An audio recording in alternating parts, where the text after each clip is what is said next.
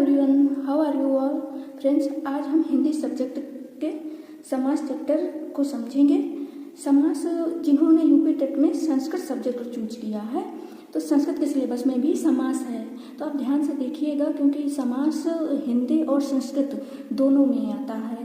तो आप ध्यान से देखिएगा, समझेंगे समास को। और फ्रेंड्स यहाँ पे ना हम कीवर्ड के माध्यम से नए ट्रिक के साथ समझेंगे। तो देखिएगा समास क्या होता है। समास का शाब्दिक अर्थ है संक्षेप, संक्षेपीकरण या फिर संक्षिप्तीकरण। यूपी टेट का पहला सवाल समास से यहीं से बनता है कि समास का शाब्दिक अर्थ क्या है। ऑप्शन में संक्षेप दिया होगा या फिर संक्षेपीकरण दिया होगा या फिर संक्षिप्तीकरण दिया होगा। इन तीन शब्द में से कोई एक शब्द आपको दिखे, आप टिक लगा दीजिएगा। पहला क्वेश्चन समास का यहीं से बनता है कि समास का शाब्दिक अर्थ क्या है। यहाँ पे ध्यान दीजिएगा, इसकी डेफिनेशन देखते हैं। दो या दो से अधिक शब्द मिलकर जब एक नया संक्षिप्त शब्द बनाते हैं तो उसे समास कहते हैं। जैसे राज प्लस पुत्र, राजपुत्र। समास के भेद देखते हैं। समास के प्रमुख रूप से 6 भेद होते हैं। पहला अव्ययीभाव समास, दूसरा तत्पुरुष समास, तीसरा कर्मधारय समास, चौथा द्विगु समास, पांचवा द्वंद्व समास, छठवां बहुब्रीहि समास। एक एक करके सारे समास को देखते हैं। पहला है अव्ययीभाव समास। अव्ययीभाव समास में क्या है कि पहला पद अव्यय हो और पूरा शब्द अव्यय की तरह काम करे। जैसे यथाशक्ति, शक्ति अव्यय नहीं है लेकिन यथा जोड़ने से यथा अव्यय है, तो ये पूरा शब्द अव्यय की तरह काम करता है। यथाशक्ति, शक्ति के अनुसार। इसी तरह प्रतिदिन, हर दिन। दूसरा देखेंगे तत्पुरुष समास। फ्रेंड्स कीवर्ड पे फोकस कीजिएगा क्योंकि एग्जामिनेशन में ये ट्रिक बहुत काम आती है। तो तत्पुरुष समास की पहचान ये है कि जिन भी शब्द में बीच में का, के, की, को, में, से, पर आ जाए वहां पे समझिएगा कि ये तत्पुरुष समास है। जैसे कि गगनचुंबी, गगन को चूमने वाला। गगनचुंबी में को वर्ड बीच में आया ना, जैसे गगनचुंबी, गगन को चूमने वाला। इसी प्रकार अकाल पीड़ित, अकाल से पीड़ित। इसमें से शब्द, से वर्ड जो है बीच में आया। अकाल पीड़ित, अकाल से पीड़ित, मतलब यहाँ पे तत्पुरुष समास है। नेक्स्ट देखेंगे कर्मधारय समास। कर्मधारय समास की पहचान यह है कि ये विशेषण विशेष इसमें होता है। उदाहरण नीलकमल, नीला कमल। मतलब कमल की विशेषता है कि कमल नीला रंग का है।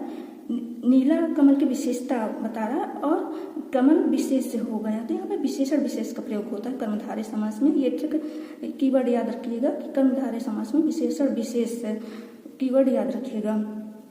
जैसे कि महापुरुष, तो पुरुष की विशेषता क्या है? महान। महान विशेषण हो गया। इसी प्रकार कमल में नीला विशेषण हो गया, तो महापुरुष, महान पुरुष। पुरुष विशेष हो गया और महान विशेषण हो गया क्योंकि पुरुष की विशेषता महान बता रहा है। चौथा देखेंगे द्विगु समास। द्विगु समास की पहचान क्या है कि पहला पद संख्यावाची होता है। जैसे कि चौराहा, नवरत्न, तिरंगा।